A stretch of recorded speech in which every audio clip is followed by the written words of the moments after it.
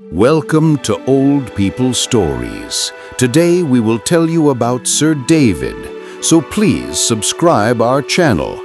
Let's go to start the video.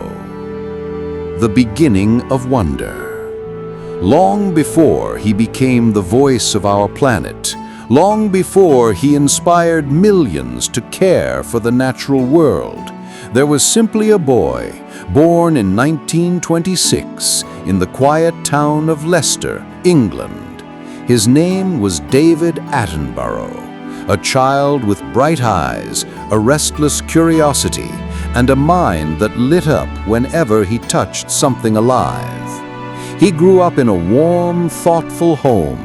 His father was a scholar, his mother a gentle soul who encouraged her children to explore. In their garden, young David found his first treasures: pebbles, fossils, insects, leaves, feathers, tiny miracles that most people stepped over without noticing. His brothers played games, but David spent hours examining the patterns on a butterfly's wings, or the slow, determined walk of a beetle crossing the path. He didn't know it then, but this patient attention, this love for the small and overlooked, would one day shape how the entire world sees nature. By the age of 7, David had built a small museum in his home, where he displayed rocks, shells, and fossils he collected from the park. He labeled them carefully, as if preparing for a future he could already feel. His father quietly smiled, knowing the boy was different, special, destined. In school, David was quiet, but never bored. His teachers would catch him staring out the window, watching birds, clouds, branches swaying in the wind. The world outside called to him more than any classroom ever could. He didn't want adventure for excitement. He wanted it for understanding. As a teenager, he received a life-changing gift, a book of animal illustrations filled with creatures he had never seen before. Exotic birds, strange reptiles, animals from continents far beyond his own. It was like opening a door to another universe. From that moment, David's heart knew one truth. He wanted to see everything, to understand everything, to bring the world closer to people who would never travel as far as he dreamed to go. But before he could explore the jungles and oceans, the world itself changed. War arrived, countries trembled, young men were called to serve. David Attenborough was entering adulthood, not into peace and exploration, but into uncertainty. But even then, even in a world shaken by conflict, he held on to the hope that one day he would study life, celebrate its beauty, and share its secrets with all who would listen. He didn't know how, he didn't know when, but somewhere deep within him, the voice of nature had already chosen him, and soon he would answer that call. The first steps into broadcasting. The war ended, the world exhaled, and David Attenborough, now a young man in his 20s, stood at the edge of his future, not yet knowing where to begin. He had studied geology and zoology at Cambridge, drinking in knowledge the way dry earth absorbs rain. Animals, fossils, ecosystems. The puzzle pieces of life fascinated him more than anything else. But after university, David found himself in a familiar place, working quietly, humbly, away from the spotlight.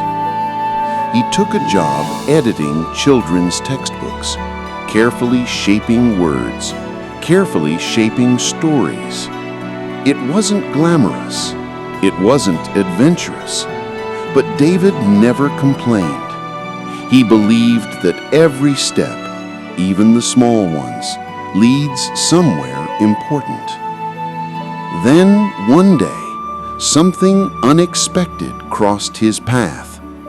A tiny job posting from a new organization that almost no one believed would succeed. BBC Television. Television was young, rough, uncertain. No one knew what it could become. But David felt something inside him, a pull, a whisper, a quiet promise of possibility.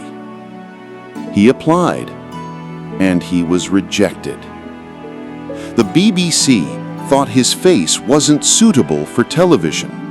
Ironically, the man who would later become the most beloved voice on earth was told he might not belong in front of a camera. But fate has a sense of humor and a sense of timing. The BBC noticed something else on David's resume: his deep knowledge of animals. And so, they offered him a job, not on screen, but behind the scenes, producing programs about the natural world. It was enough, just enough, for him to take his first step forward. In dusty offices filled with cables and early cameras, David learned the magic of storytelling, how a lens can capture wonder, how a voice can guide millions into a world they had never seen before. In his early 20s, wearing simple suits and carrying stacks of notes, David Attenborough walked into the BBC studios for the first time. He didn't know what he was about to unleash. No one did. He started producing shows about animals, bringing strange creatures into small glowing screens in living rooms across Britain. Audiences watched in amazement as David introduced them to lizards, birds, fish, animals they had only read about in books. People were captivated. They wrote letters to the BBC asking for more animals, more stories, more Attenborough. Little by little, the BBC realized something powerful. This quiet man, with this gentle curiosity, with this unwavering respect for life, was not just a producer. He was a storyteller, a guide, a bridge between human beings and the living world. The world needed his voice, and soon they would hear it. As the 1950s turned into the 1960s, David Attenborough stepped in front of the camera for the very first time. Not as an actor, not as a host, but as a man humbly doing what he loved, sharing nature with the world. His calm voice, his clear explanations, his childlike wonder, people connected to him instantly. And as viewers fell in love with this gentle, curious naturalist, David began planning something far bigger than anyone at the BBC had dared to imagine. A journey beyond Britain, beyond Europe, into remote wilderness where no television crew had ever gone before. A journey that would soon change the meaning of wildlife documentaries forever.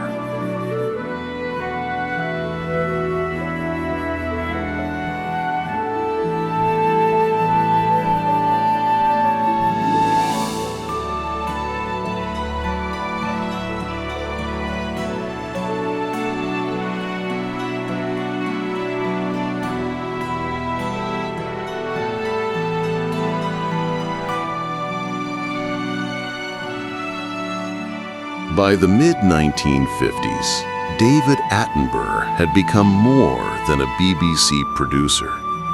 He had become the quiet heartbeat of nature programming.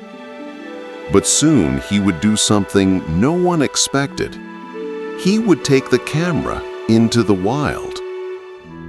At that time, television crews almost never left the studio. Wild animals were brought into BBC buildings, placed on tables under bright lights, and filmed awkwardly as presenters tried to keep them calm. But David knew the truth. Nature cannot be understood in a studio. Animals are not props. They are stories. Stories written in forests, deserts, mountains, and oceans. So he made a bold proposal, a revolutionary one. He suggested taking a small film crew into the deepest jungles on Earth to record animals in their natural habitat. No cages, no staged scenes, only truth. It was risky, expensive, uncertain. But David believed the world was ready to see life as it truly is. And so the BBC approved a new series, a journey, a lifetime adventure. It was called Zoo Quest. David packed his bags, grabbed notebooks, maps, and early bulky cameras, and stepped into a world few outsiders had ever seen.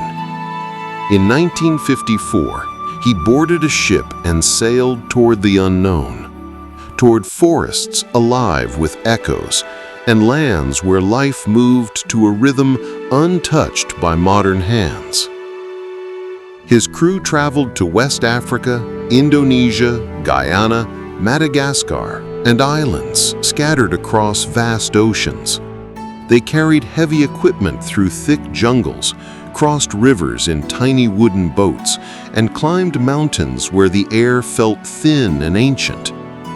And everywhere they went, David approached nature with something rare: respect. He didn't hunt, he didn't steal, he didn't try to control the wild. He simply observed, listened, and learned. The world watched in awe. For the first time, viewers saw wild animals living freely, not in cages, not in captivity, but in the beautiful chaos of nature. David's voice guided the audience like a trusted companion, gentle, calm, wise. Never dramatic, never sensational, just honest wonder. They watched monkeys leaping through forests, birds of paradise performing dances older than human memory, reptiles basking in ancient sunlight. Families gathered around their televisions, captivated, enchanted, transported. And slowly, David Attenborough became a household name. But the journeys were far from easy. There were nights when the crew slept under the open sky, listening to animals calling in the dark, some peaceful, others haunting. There were days when rain poured endlessly, and equipment nearly drowned in mud. Camera reels broke, lenses fogged, food ran low, diseases spread. Yet David never complained. His determination was legendary. If a bird sang at dawn, he woke with it. If an animal passed by at midnight, he followed quietly in the dark, guided only by moonlight and instinct. His crew joked that he had the patience of nature itself. And perhaps he did. Because David was never merely filming animals. He was building a bridge from human beings to the living world we had forgotten to love. When Zoo Quest finally aired, the impact was immediate. Letters poured into the BBC. Children wrote thanking David for showing them animals they never knew existed. Parents felt pride sharing these moments with their families. The elderly felt young again, watching jungles and oceans they had never traveled to. Through his journeys, David Attenborough sparked something sacred in millions of hearts: curiosity, wonder, responsibility. But this was only the beginning. The jungles were vast, the oceans deeper than imagination, the earth full of stories waiting to be told. David knew his mission had only just begun. And soon, technology would evolve, television would change, and David Attenborough would be given the greatest opportunity of his life: to tell the story of the entire planet. The birth of modern nature documentaries, Life on Earth. By the late 1960s and early 1970s, the world of television had transformed. Color arrived. New cameras emerged. The world was becoming smaller, connected by screens that could now show reality with deeper clarity and richer detail. And no one understood the potential of this new era better than David Attenborough. He had spent years traveling across continents, studying creatures in forests, deserts, mountains, and rivers. He had witnessed rare species, ancient ecosystems, and moments that few humans had ever seen. But David felt something was missing, something big, something meaningful. He wanted to tell the entire story of life, not just one animal at a time, not one habitat at a time, but the story of evolution itself, how every creature on Earth is connected through an ancient living thread. It was ambitious. It was enormous. It seemed impossible. But David believed in the power of education. He believed in the power of wonder. He believed that if people could truly understand how miraculous life is, they would protect it.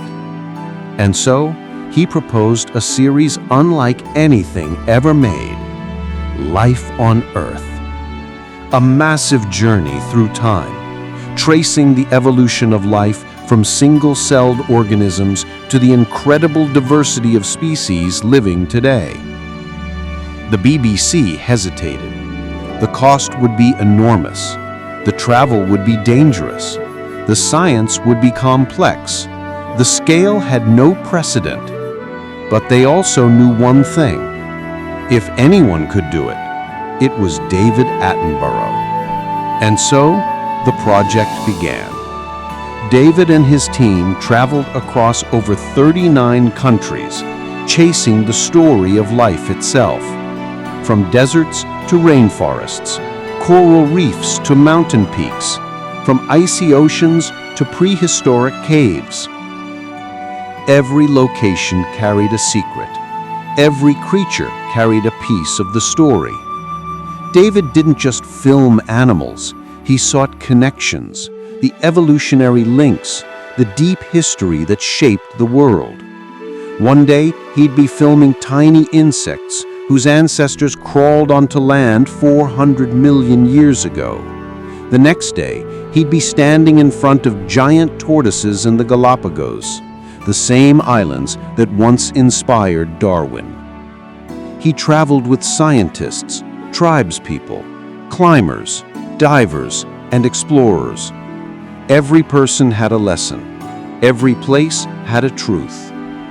The filming took years, years of patience, risk, and dedication.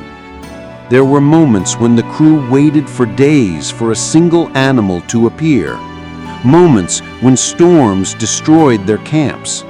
Moments when cameras failed in extreme temperatures and impossible conditions. But David stayed calm, always steady, because he knew what they were creating would change the world. And he was right. When Life on Earth premiered in 1979, something extraordinary happened. Millions watched in silence, in awe, in wonder.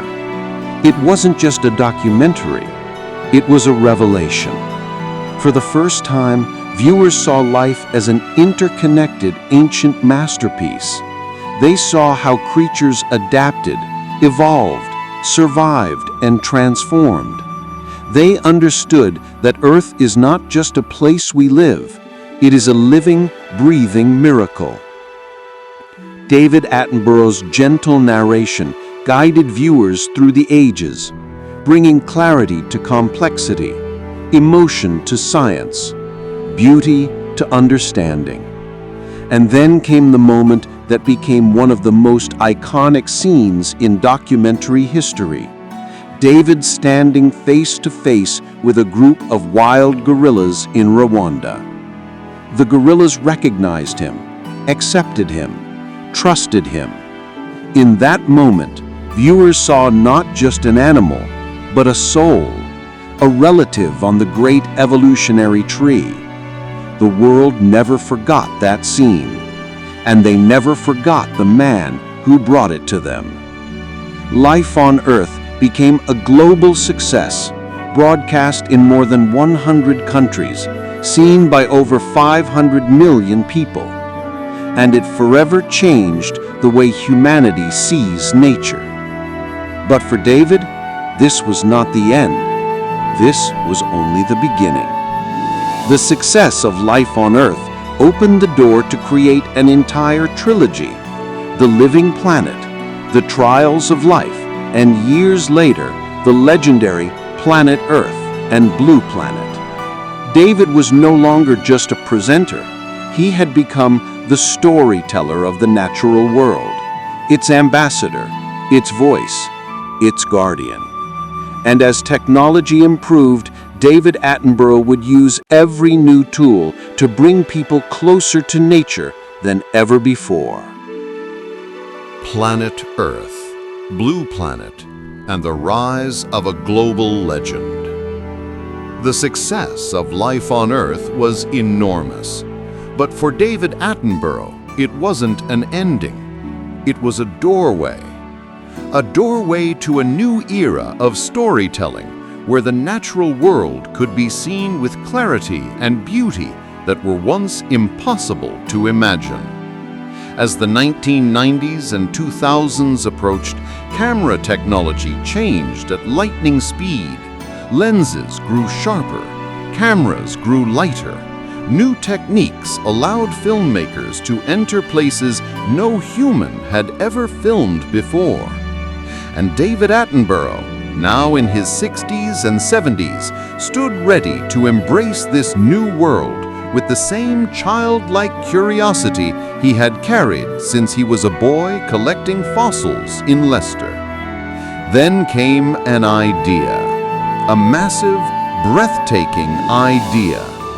A series that would show the entire planet, its mountains, forests, deserts, oceans, through the eyes of the latest camera technology. It would be called Planet Earth. The BBC had never attempted anything so ambitious.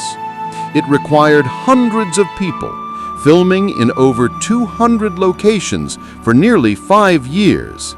The goal was simple, but extraordinary. Capture the Earth as no one had ever seen it before. And for a voice, for a guide, for a narrator who could carry the soul of the planet, there was only one choice: David Attenborough. He sat in dark studios, watching raw footage that stunned even him. Snow leopards on Himalayan cliffs, millions of birds swarming in perfect patterns, rare creatures moving through shadow and light. Then he wrote narration that felt like poetry, gentle, thoughtful, full of wonder. His voice didn't overwhelm the images, it honored them. It gave them meaning. When Planet Earth premiered in 2006, the world was mesmerized. Audiences gasped at scenes they never dreamed existed. Children stared wide-eyed, falling in love with animals they had never even heard of. David's voice carried across living rooms, echoing on televisions in more than 130 countries. People began calling him the voice of nature, the guardian of the planet, the man who brought the earth into our homes. But David was far from finished. Next came The Blue Planet, a series dedicated to the oceans, the most mysterious, least understood part of our world. To film it, crews dived into icy depths, sailed into violent storms, and used submersibles to explore dark underwater worlds that looked more like alien planets than Earth. David narrated with awe and humility, reminding viewers that the oceans are not just water, they are life, ancient and fragile. Scenes of whales communicating, octopuses solving problems, coral reefs glowing like underwater cities. These images struck something deep in the human heart. People cried, people wondered, people cared. And for the first time, many truly understood how damaged the oceans had become. When Planet Blue 2 aired later, its message about plastic pollution sparked global movements. Countries banned plastic bags, businesses changed packaging, millions of people adjusted their habits. All because a gentle, wise voice reminded the world that beauty must be protected. Meanwhile, David Attenborough continued to travel, write, narrate, and inspire, even as he entered his 80s and then his 90s. Most people slow down. Most people rest, but David believed his mission was not complete. There were still stories to tell, still ecosystems to defend, still children to inspire, so that the next generation would love the earth as he did. And so he kept going. Frozen seas, rainforest canopies, desert dunes, deep oceans. David brought the world closer with every new documentary. Planet Earth 2, Our Planet, Life in Cold Blood, The Blue Planet, Frozen Planet, Dynasties, 7 Worlds, 1 Planet, A Life on Our Planet. Each series pushed boundaries. Each one deepened his legacy. Each one reminded humanity, we do not own this world. We share it. We are a part of it, and we must protect it. David Attenborough's voice became more than narration. It became a light, guiding people back to a sense of wonder, a sense of responsibility, a sense of connection with the natural world. But even as his fame grew, David remained humble, soft-spoken, grateful. A man who still smiled at a tiny beetle with the same curiosity he had as a child. He once said, "The natural world is the greatest source of excitement, the greatest source of beauty, and the greatest source of intellectual interest." That belief became his gift to humanity, a gift he has shared for over 70 years. And although the cameras grew sharper, the drones flew higher, and the technology became miraculous, David Attenborough's greatest power remained the same. His voice, his heart, and his unwavering love for life. Guardian of the Earth, his mission, influence, and final chapter. As David Attenborough entered his 80s and 90s, the world watched him with deep admiration. Some wondered if he would finally rest, if he would step away from the camera, close his notebooks, and enjoy a quiet life. But David had no intention of stopping.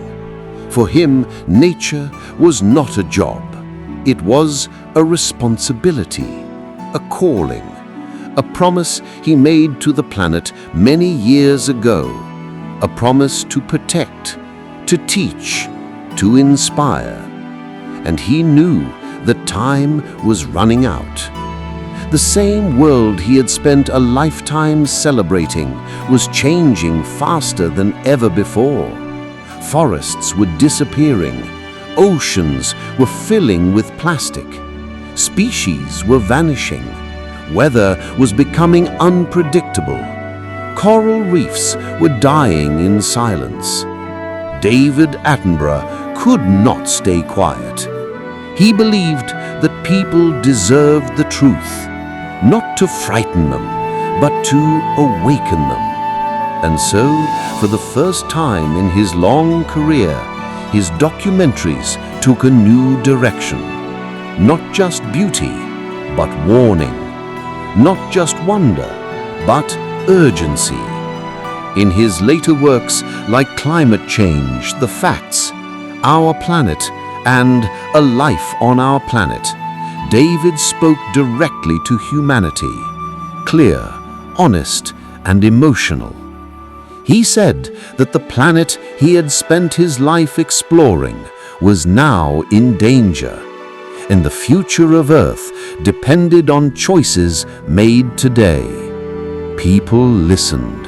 Millions, young and old, students, scientists, world leaders.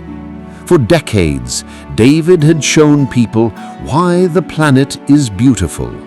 Now, he was showing them what would happen if they didn't protect it. He visited conferences, spoke to governments, addressed the United Nations, and became a symbol of wisdom in the fight for Earth's survival. World leaders requested meetings with him. Celebrities praised him. Scientists thanked him. Activists carried his words like a banner.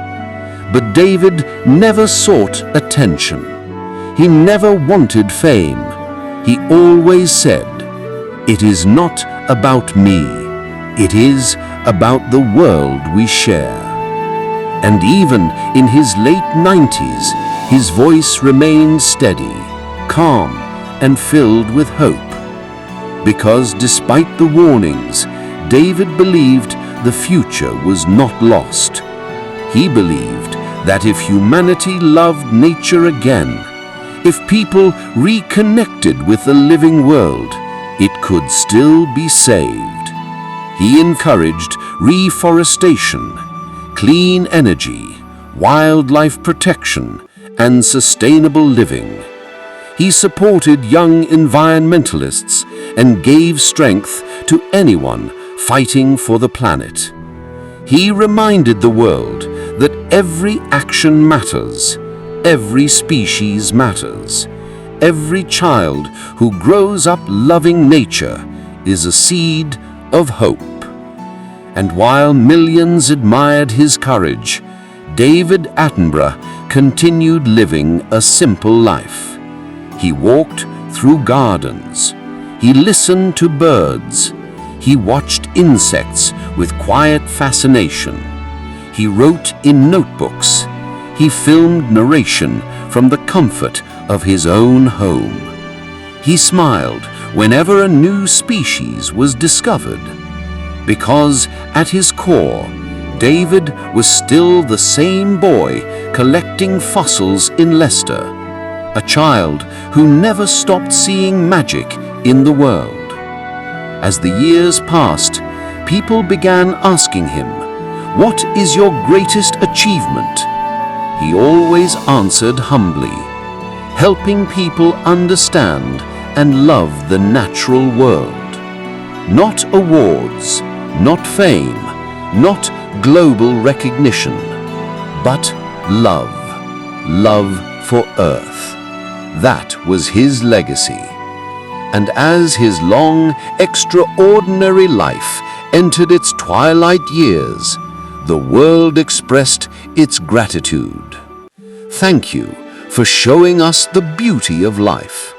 Thank you for teaching us to care. Thank you for giving nature a voice. David Attenborough's story is not just the story of a broadcaster. It is the story of a man who changed the way humanity sees the planet. A man who dedicated every year, every journey, every breath to reminding us of a simple truth. We belong to nature, and nature belongs to us. And as long as his voice continues to be heard, the world will never forget its greatest storyteller.